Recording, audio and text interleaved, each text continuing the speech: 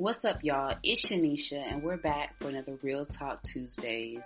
You know, I'm loving it here with you guys, and I hope you all are excited for another Real Talk Tuesday episode, because today we're going to be talking about, is this the American dream, right? So, like, many of us come here to America, and we have all these thoughts and dreams and ambitions of what life is to be like, what we see portrayed online, and it's like, okay, when we get into that organization, is this really real, right? Like, is this really what I signed up for? You guys definitely left out the disclaimer,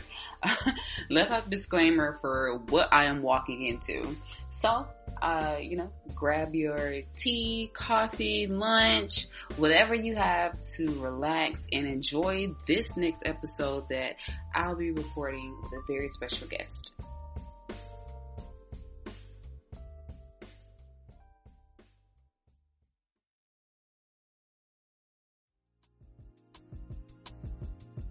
What's up, y'all? It's Sheneisha from Living Corporate, and we're here today for Real Talk Tuesdays. And I just have a question.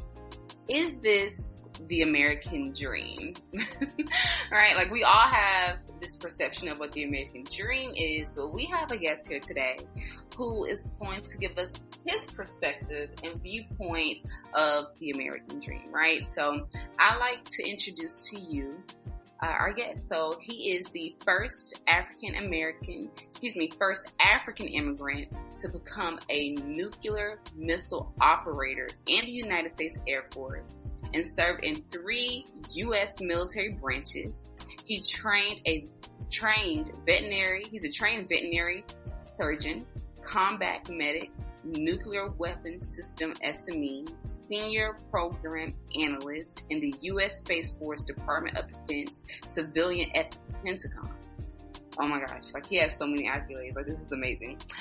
He turned to storytelling as solace from an early life of poverty and loss, right? So a great way to turn your losses into wins, right? So his new book is titled Underground, a memoir of hope, faith, and the American dream. I like to welcome our guest, Dr. Deji Ayoade. Hey, thanks so much, Doc. Thanks for having me on your show today. Yes, it's a pleasure to have you guys.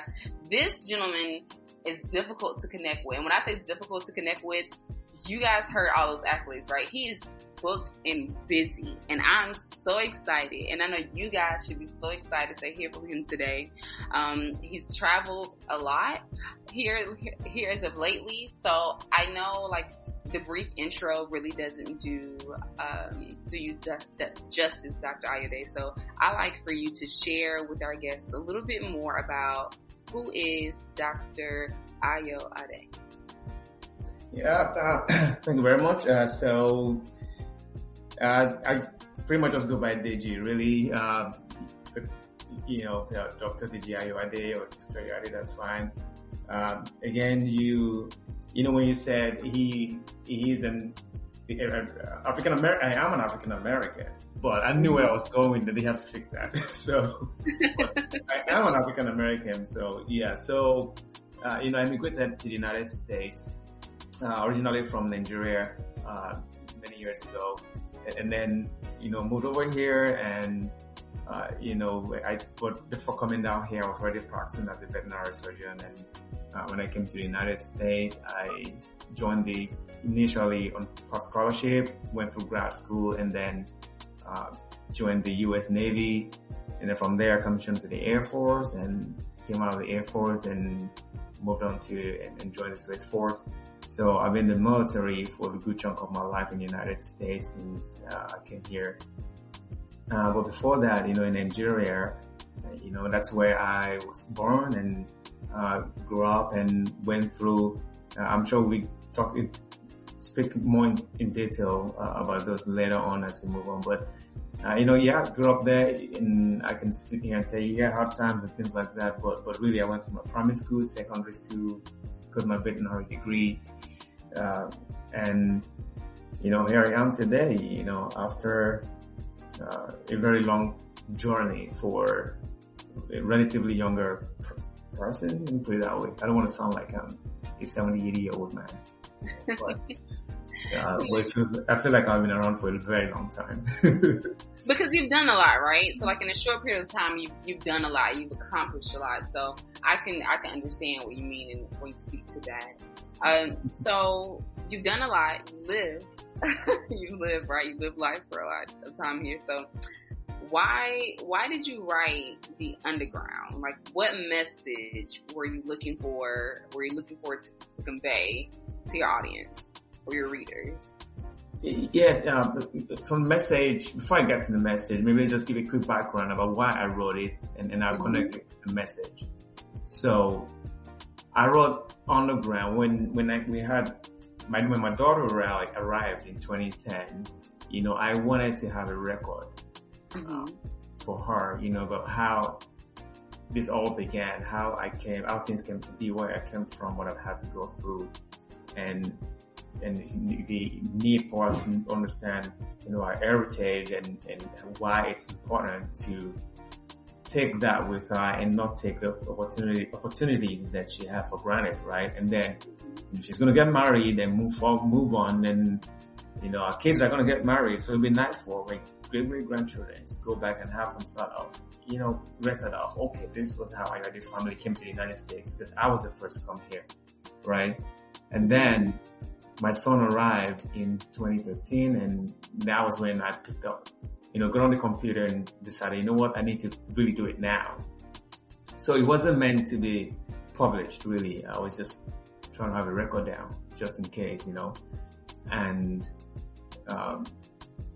there were no chapters, anything like that, and it was just an episode, very voluminous, right? And my wife read, so I gave it to my wife to read, and halfway through she started crying and said, "Oh my God, you need to publish this because this can inspire so many lives." I think it was hard for her to come to terms that she had been married to a man for about 5-6 years, and there were still so many things that she didn't know that had gone through, right? And she was trying to put the pieces together, and it was, I guess, almost incomprehensible that people can go through that and still not give up, because she was looking at where we are at the time and how far I have come. So, and that was what inspired Underground in terms of messaging. I think Underground is a message of hope and faith, that irrespective of where we come from or what we've been through, the challenges that we face, we cannot give up. We still have to have hope, and we need to have faith in something that thing we that we conceive in our heart, that we daily aspire to achieve or become. If we believe in our hearts that those things will happen. As long as we can, if we choose to plan and act and then do what it takes, even when we face failures, we learn from them and keep moving forward. That's what Underground is all about. That, someone like me from the middle of nowhere, Nigeria, can come to the US and, still at least achieve that most important thing that I wanted to achieve as an American. I think anyone could. Oh, absolutely. This is good. And I think, and I asked the question in the beginning, right? Like, is this the American dream? Many of us, some of us could say fortunate, unfortunate, depending on the circumstances being here, right?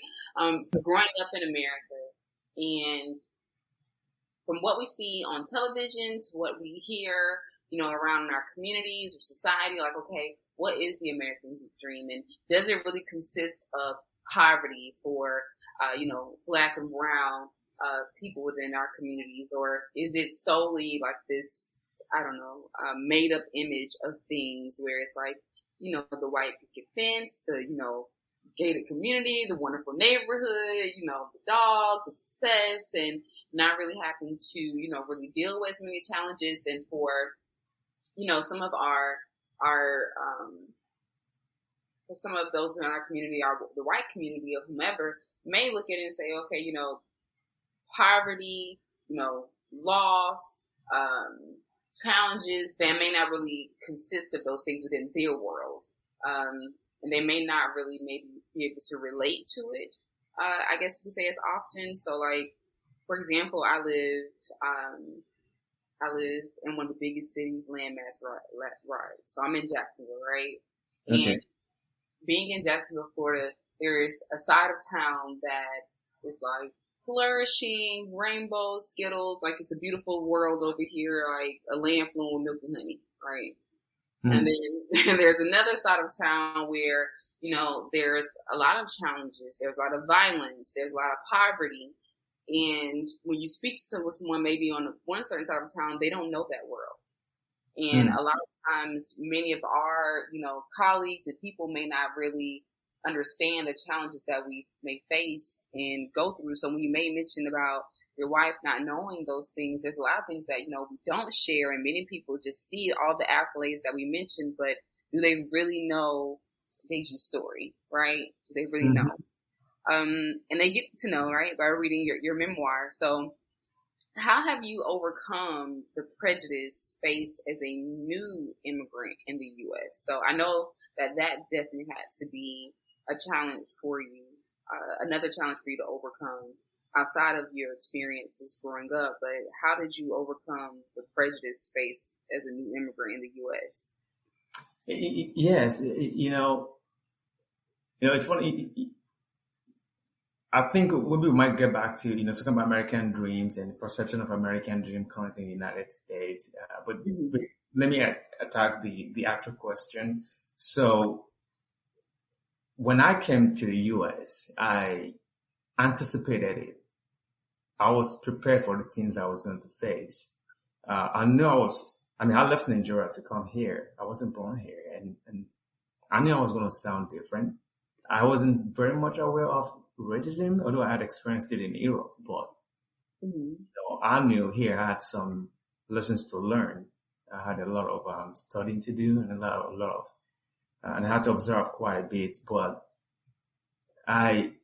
it helps that to prepare for something, so that when it happens, you find some time to process it, and then make sure that you do not let that negativity, if it is negative, weigh you down and hold you back.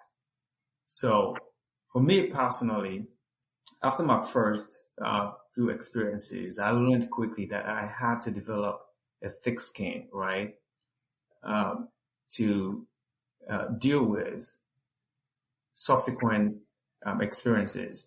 And because while that was happening, I also experienced something on the positive side just by virtue of how my background and how I sounded, right? Some people could tell straight up like, oh, he's an immigrant, right? Because of how I sounded and how I looked. So, some people were willing to help, and some people, they just straight up like, try to be, and it has happened from when I was in grad school here all the way to, my active duty time, and now it's still being in the government.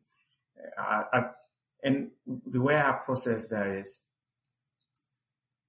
we are all human beings, and irrespective of how these people talk to me, there's something inherently good in them.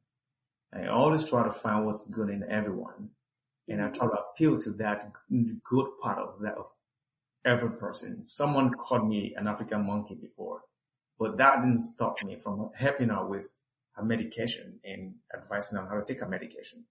You understand what I mean? Mm-hmm. And next time that person comes, that person is trying to process, how did I have so much hatred for this person that I never knew from anywhere for no reason?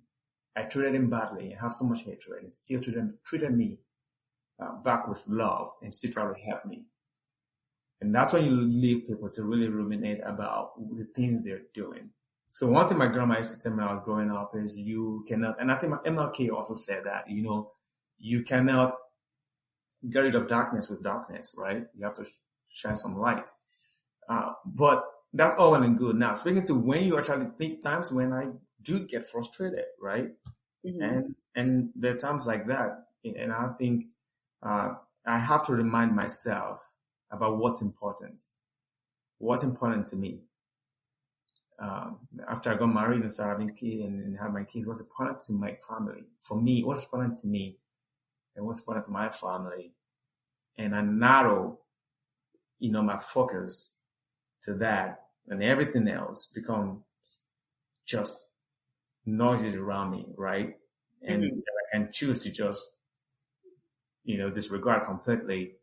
And I think channeling my energy, towards moving forward, no matter what, has been really helpful. And when the time comes when, the prejudice, when things really, life and things and people try to hold you back because of, who you are, right? Your background and skin color and how you sound and things like that. You try to use that as an advantage instead of something that holds you back. Then you just know that that's probably not for me. I gotta, meander my way through that negativity and find help somewhere else and try to. I'll conclude. Let me just conclude this with, I learned quickly in my first few months in the United States that I have to treat people as individuals. I don't ever assume that someone is bad or they have certain predispositions and things like that until I meet them in person and try to understand them. And then I treat each person as an individual, irrespective. If I know, well, you don't like me. Well, not know you don't like me. So I need to figure out quickly how I need to deal with you, right? So yes, navigating the spaces, right? Yeah. So no, that's really a real thing. And I can even say, like, so I've grown up moving to Jacksonville. I've grown up in a various, like, the melting pot, right? Very diverse. Florida, just in general, I think it's like super diverse. And I'm a country girl coming from Alabama, and went to Jacksonville and being in the melting pot, and a lot of my classmates have been going to HBCU. I'm seeing, okay, there's someone here from like almost every walk of life, right? Yes. And I grew up with, and I mentioned IK, one of my really close Nigerian friends, and just learning about his upbringing and the culture and just how diverse. I always tell him, I'm like, I know. They picking me all the time. I'm like, I know deep down. I haven't done my ancestry.com, but I know.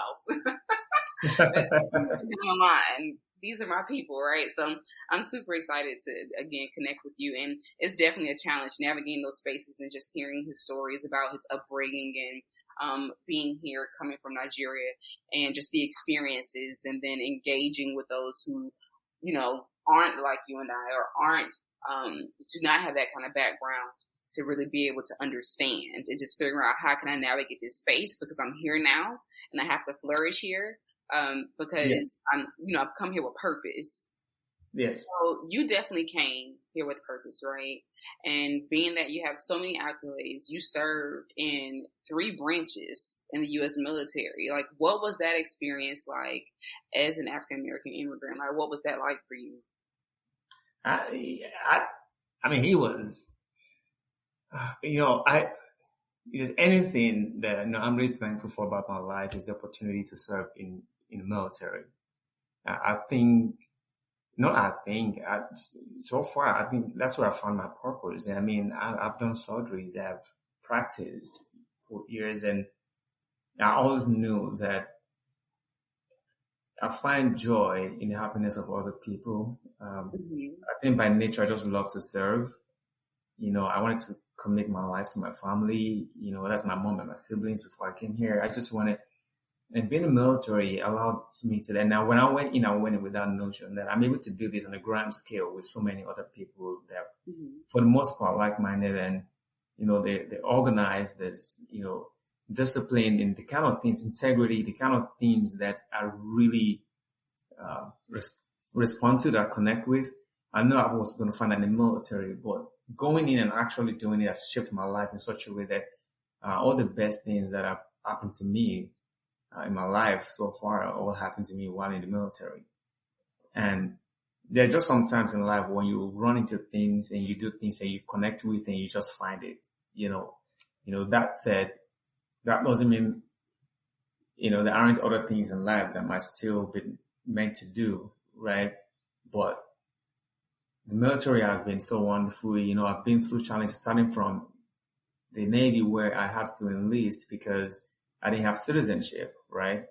I had permanent residency. So even as a doctor I've doctored and masters, and I still enlisted. And to enlist only required that you have a high school diploma, right? Mm-hmm. So, but the Navy naturalized me, while I was in training. And then when I came out, so that shortened my time in the U.S. between when I got my permanent residency and when I became a citizen, and that allowed me to file for my mom quickly. Which, by the way, when we talk about American dream, that was at the top of my American dream when I came here. I wanted to give my mom, pay surrender to my mom having the opportunity that I always dreamt that she has, considering the things that she had gone through back home. And then, when that happened, the military made that happen for me. Mm-hmm. And then when it was time to reach a compromise with my family so we can spend time together, because I've always gone, the Air Force gave me the opportunity, the platform to do that. I was able to serve at the same time, spend time with my family, and then, it was time to transition down here to the East Coast. I was able to roll into Space Force. And I'm happy, every day because I get to do the things that I love to. I'm living a fast-paced life, like the way I always wanted it. I'm challenged every day with things that, 20 years ago I would have thought they're humanly impossible, right? Things that I probably saw in the movies. That only, that I only read in books. I'm actually a real life, person doing those things that, I didn't think as a child that even when I thought about doing them, I wasn't sure those were ever going to happen because there was no room for that to happen for me back in Nigeria. So, the military, and I've met some of the finest men and women, that I've served with the best. And I've always experienced those that have sharpened me, that have done things that make me get smarter and think differently, right? So, I think so far it's one of the, besides, the personal things like getting married and having my kids and my wife, one of the best things that's happened to me my entire life is being in the military. That's why I'm still there. So you're still there and still active, correct? No, I'm not active. I'm a civilian in the military currently. Okay. Very good. Okay. And I did read that within your bio, so I apologize about that. Oh no, it's accurate. What you read about is very accurate. Mm-hmm. So when I came out of the Air Force, right, actively I wrote into reserves, but then I started working in the Pentagon as a civilian. Mm-hmm. So when we established Space Force, and then Space Force is going to be 4 years very soon. So I got promoted into Space Force to start. As one of the few people that have to start start things up.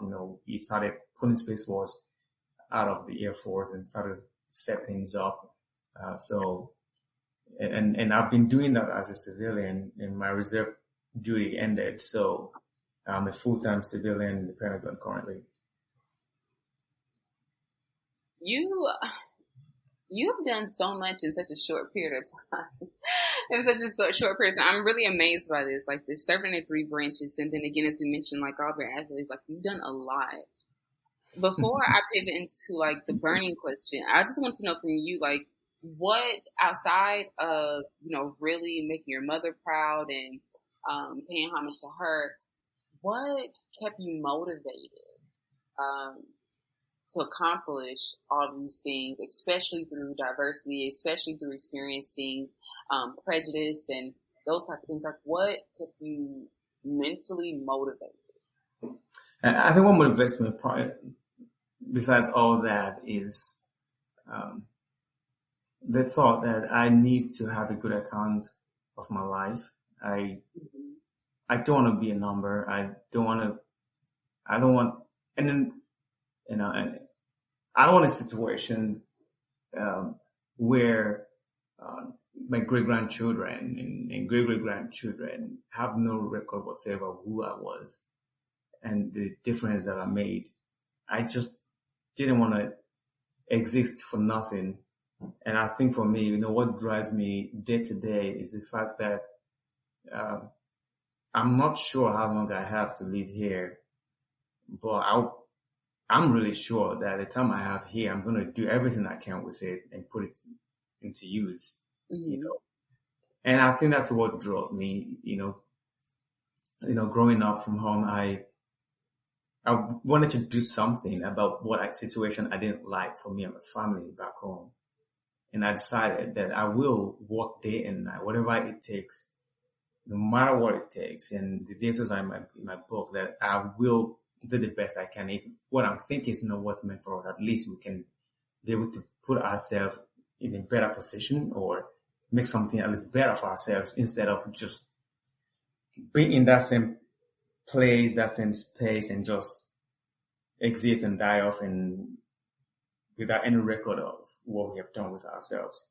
I didn't want that to happen. I wanted to be a start to something new. My family, and that's how, again, I was first to come here, and I'm so thankful for that. And when things like that happen, it comes with great responsibilities too, right? There are a lot of people looking up to you. And I wasn't doing things because I wanted to just keep achieving those things. I think I always try to do things that I knew for sure were important to me and my family, and those things will move us forward. I wanted to do things that would impact other people's lives so that when those people look back, they'll be happy that they had an experience with me. And I'll be able to look back and be thankful for people that paid forward by helping me as well.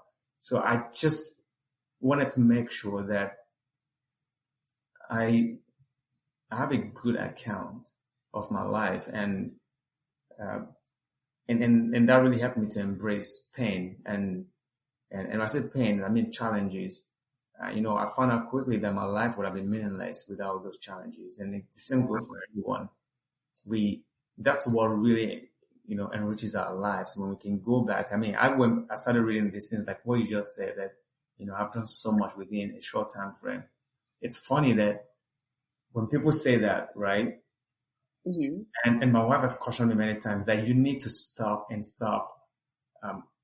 being too humble and acting like it's no big deal. Like she said, it's a big deal. She keeps trying to remind me that it is a big deal because you actually did all this work, but you always act like it was nothing because you're busy consumed in trying to do the next thing, and I think that's what happens when, I guess, the act of living that way just naturally puts me through living that way, right? So that if I hadn't written anything about like the book I wrote, right, it won't come to life and people won't know about it, Mm-hmm. So, it's pretty much, what drives me, and hopefully, my kids and people that read the book and people that know me and people that just hear anything about the book are able to take something from that and get inspired, to push themselves, forward and towards what they really want for themselves. Oh, absolutely. They should definitely be inspired because just what I'm hearing from you sharing, now is definitely inspirational. When you think about the family aspect, the challenges that you face, how you continue to persevere, how you keep your family and your legacy in mind is super inspirational. And I also think that for, many of us, a part of the Black and Brown community, sometimes we lack that in ways of not wanting to keep record of, things that may have taken place within our families, like our bloodline, and just really diving deep into like who we are and just having a good recall. Some families are really good at it and some families are not. Somewhere along the way, the ball had been dropped. But I definitely think what you're doing now, in this memoir and writing this out and documenting these things and, sharing with your children, like your legacy and your family and friends, like this is really huge. I think it's really, really huge. No, thank you. Sure. You're welcome. So I know we spoke a little bit too. I want to also touch on the point of you said about being humble and kind of not really speaking speaking up to some of the amazing things that you've done, because they are big deals. I think many of us at times, and I can even, be transparent, many times we kind of downplay some of the things that we've done, because like we feel like we have so much more to do. It's like, oh, that's nothing. And it's like, okay, I'm on to the next thing of, trying to make do something else bigger, better, like more grand. And I think sometimes we miss those opportunities to really highlight those things. And when people, tell me about yourself, we speak to these things, but to us, it's like, oh, that's what I'm supposed to do kind of thing. So we miss those opportunities to really, give ourselves that pat on the back, or, congratulate ourselves in those wins, because not many people are afforded those opportunities or really have that mindset, to take those losses and turn them into wins, or to take those challenges and look at it from a different perspective of how you can turn that into something successful. And I think the drive of family is what really keeps that going. I know, especially for myself, like, oh, okay, oh, you got that doctorate degree, that's great. But I still have to provide for my family. I want to take care of my family. So it's on to the next thing. Like, how else can I be successful? How else more can I, make them proud or give them something, to be excited about, to speak to when, whenever my name is mentioned. So I would definitely say, give yourself a pat on the back. You've done a lot. You've done a lot. I know you're still going. It's like, okay, I got more to do. Yeah. Maggie, it's funny. It does help. It does help to have people around you that think differently, and it does help to listen to people, especially when they're close to you. They're telling you the truth. They're not just trying to, the first time I ever celebrated any accomplishment I think it was my commissioning graduation. Even when I became a veterinary surgeon, I didn't even show up for my graduation. I just went for my induction to swear in and the main graduation party. I didn't even go. No. When I graduated from the US, I didn't go for my graduation. They mailed my certificate. I didn't care. I eventually I learned that it's not the best way to approach life. That you put so much work into things, and you nailed it.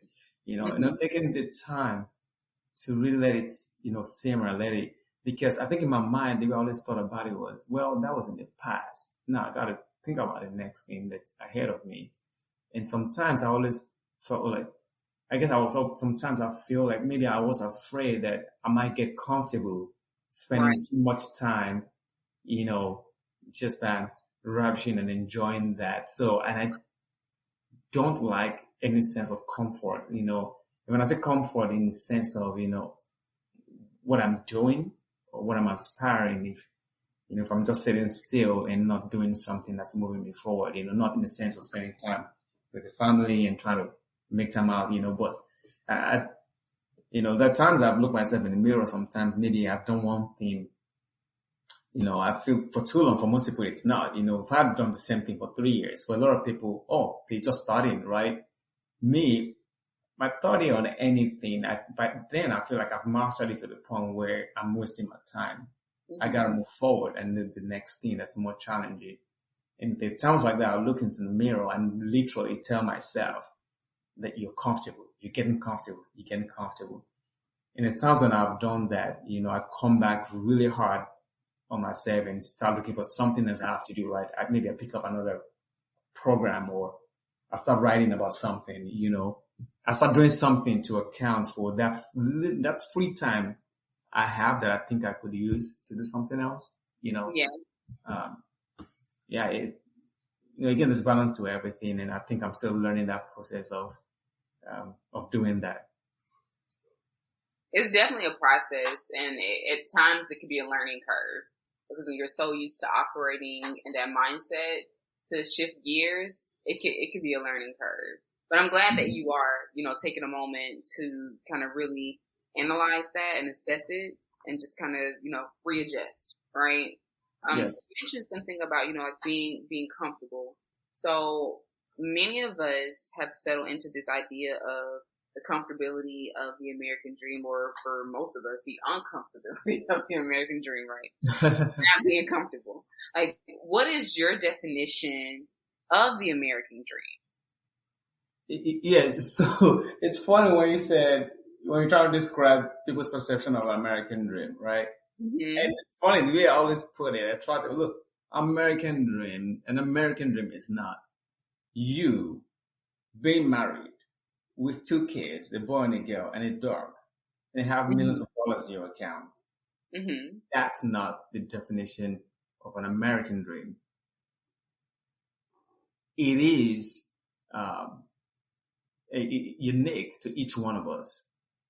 And Mm-hmm. the only way you can know that it's unique to you is when you know what your American dream is.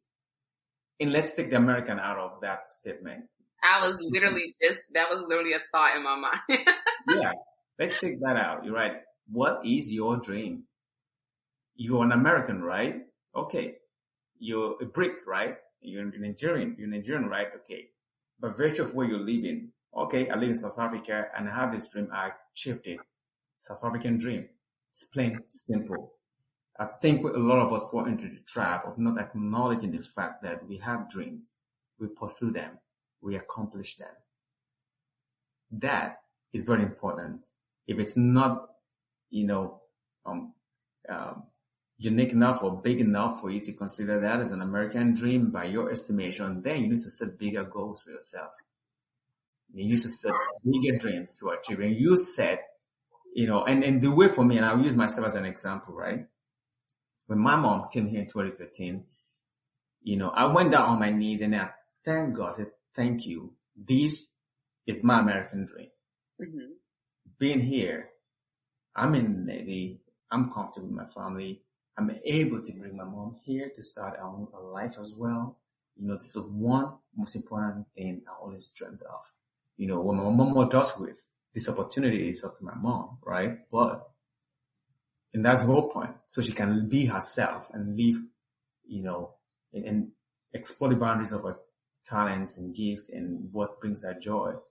And that's the most important thing, in my opinion, for her. And then, I remember saying, to myself and saying to God that, look, anything that happens from here on, those are all bonuses, but I realized quickly that I was only 33. That means, wow, I still have many years to go. That means I can really, really challenge myself with even more bigger things, right?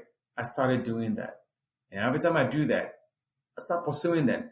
And many times, I usually fail at first, but I never let that deter me or make me feel like there's no such thing as an American dream.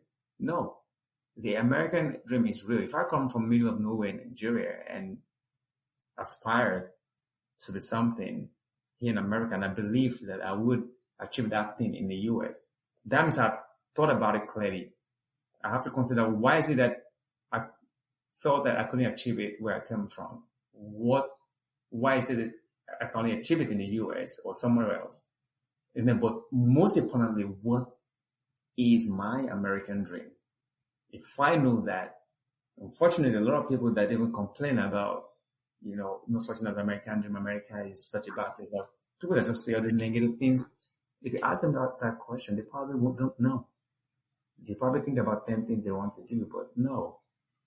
Identify what your dream is. It might just be that you go to school and have an academic degree. It might just be that you find someone that loves you as much as you love them, and you will feel like you could spend the rest of your life with. You need to acknowledge it. And it doesn't stop there. The richest people in this country, they still aspire and, strive to get better, right? Elon Musk is still doing it, he has to stay on top of his, his expertise in his gift and things, and for challenge himself to be better and to even do some things that are bigger. And I think people should. And then it's important that we don't compare ourselves to other people. We are all on different paths, you understand? And we will come together, collide and hit back at some point, but, we are all set on different paths, and we need to stick to our own path and just believe there's something good ahead of us, and not be confused or let the success of other people make us feel like our dreams, our accomplishments are any less than anyone else's. Yeah, if that makes sense. No, that definitely makes sense, right? So when you said about the comparing and then taking out American from what is the American dream, right? So like, what is your dream? My next question for you is, okay, so what would you like to say to immigrants and non-immigrants seeking the quote unquote American dream or seeking the dream? Thank you. I think the first thing I'll say to folks that, number one, know what your dream is. It's not one thing, it's not thing. And know that your dream will continue to change. When you achieve your dream, then you need to set another goal. You need to aspire. You may have another dream, but you have to plan and you have to set goals and you have to act in order to achieve the next dream, right?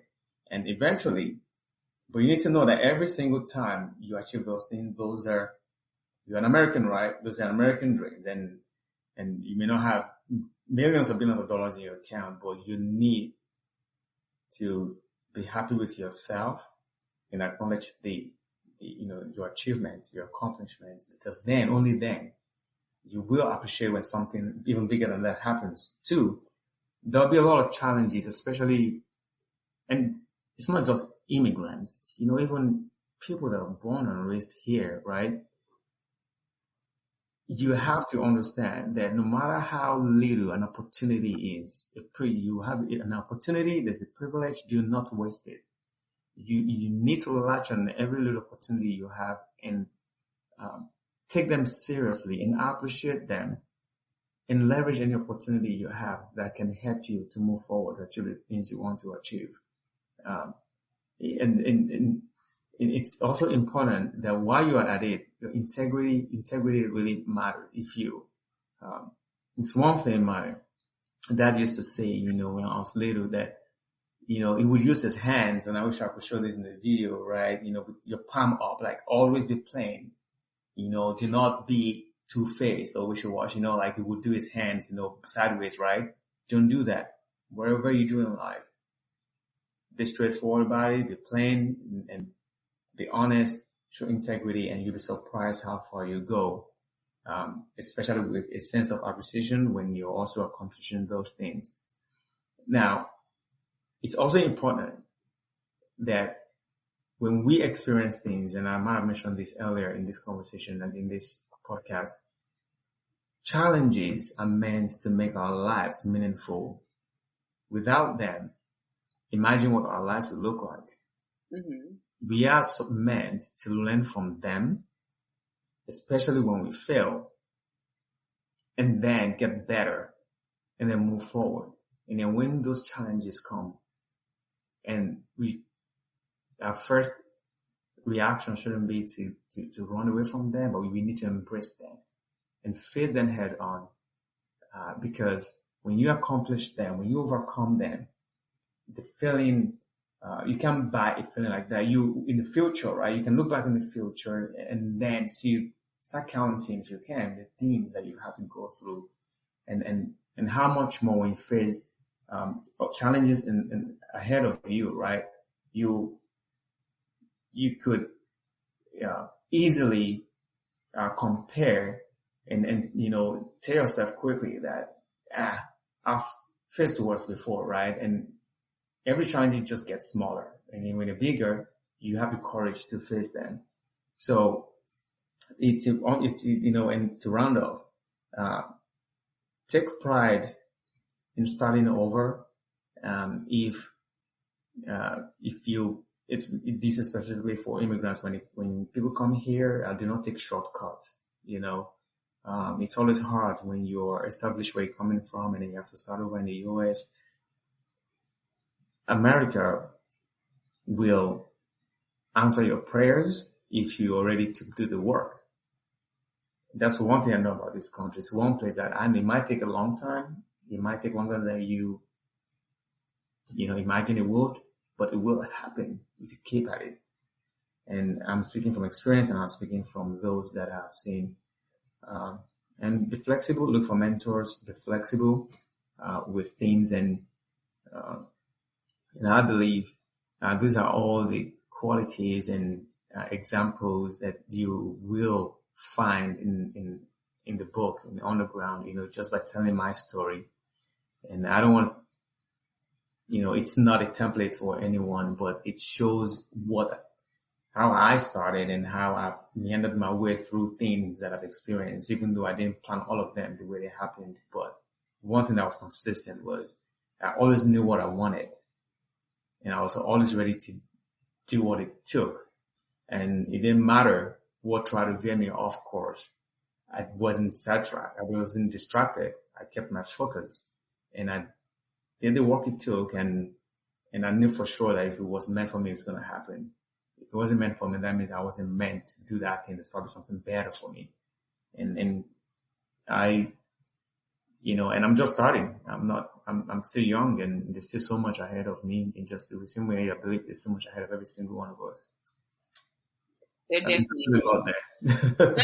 No, that was good. No, that was good. There definitely is a lot of, and there's definitely, and I loved how you made mention of the point of like, it's okay to start over.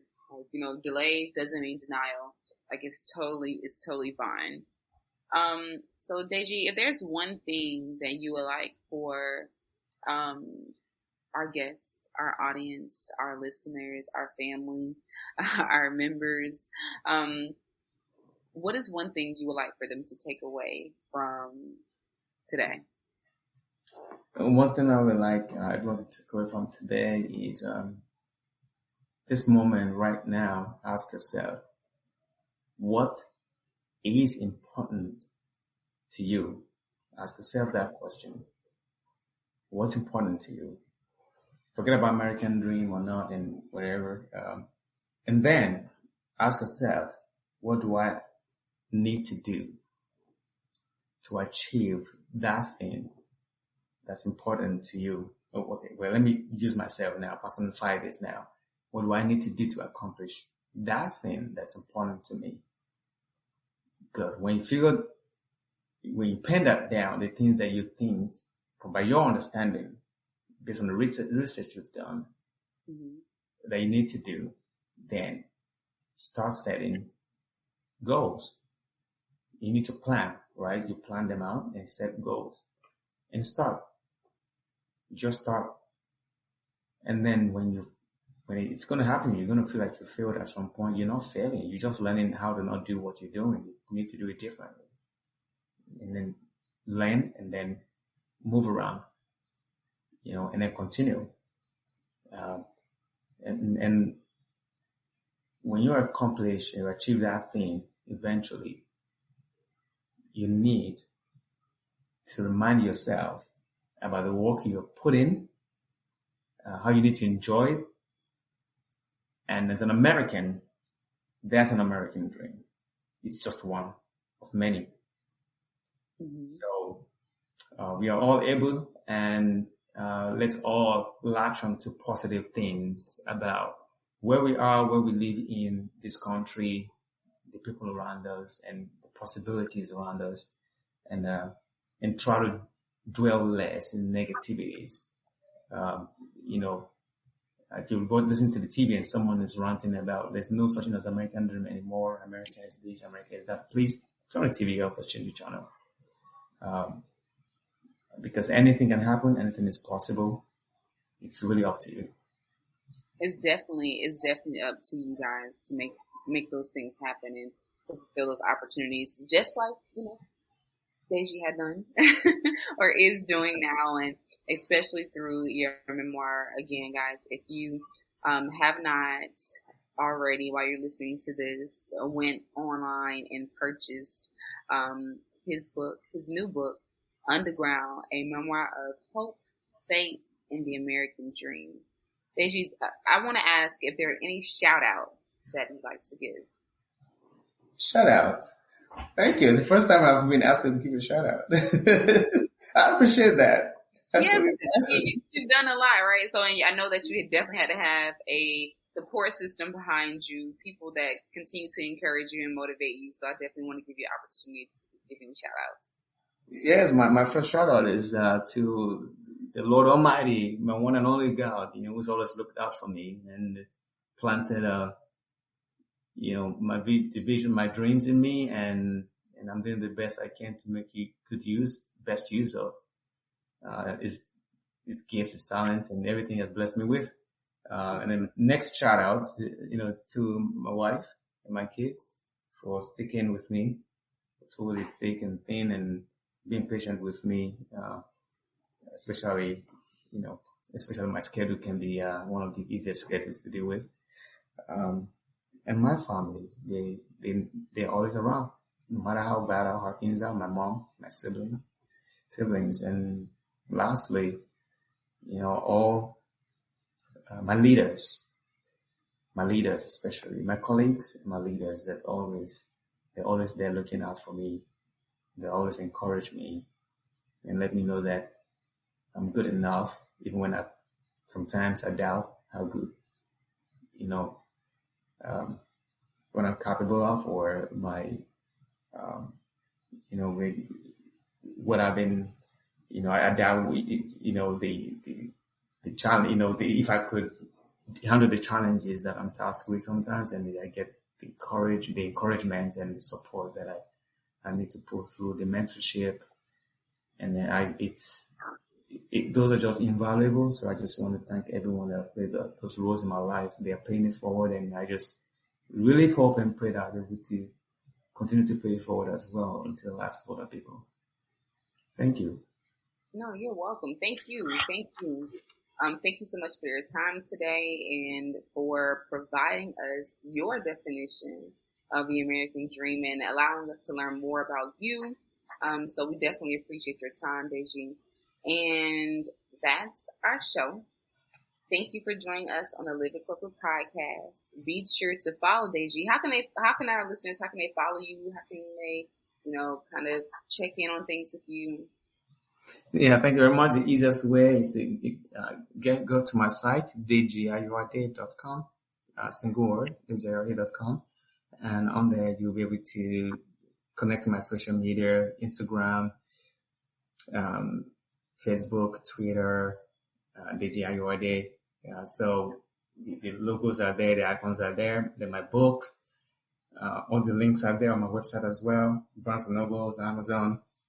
So I think the one-stop shop is my website. And I'll be happy to have you all connect with me. Thank you. No, you're welcome. You guys, so make sure that you connect, follow the link to that website, and make sure you follow us on Instagram at livingcorporate, Twitter, but no, it's X now, right?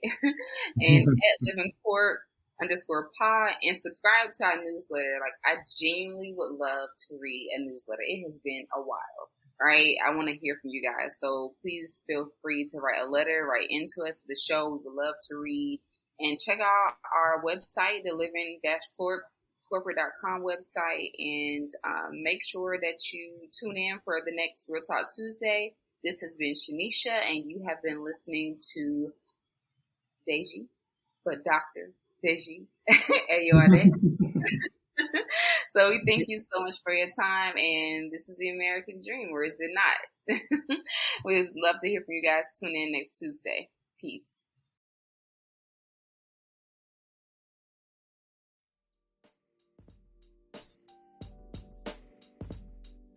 All right, y'all. So I hope that you enjoyed this episode with Dr. Ayoade. Listen, this man has done so much in his life. He's so far ahead, and he's dropped numerous gems and definitely things I think that are super aspirational, inspirational to help motivate you as you continue to navigate the different, challenges and things that come up in life, and continue to be positive through it all, because we know that yes, our days may not always be rainbows, glitter, and unicorns and sprinkles. You may have some rainy and some tough days, but at the end of the day, you have to keep pushing, you have to keep persevering. And I know that we face many challenges here as we experience microaggressions on and so forth, and as DEI is being challenged day in and day out, we have to continue the good fight and make sure that we're creating an inclusive environment for all of us, right?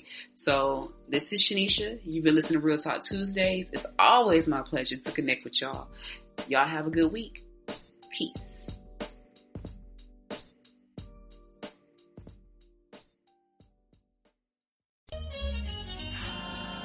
Living Corporate is a podcast by Living Corporate LLC.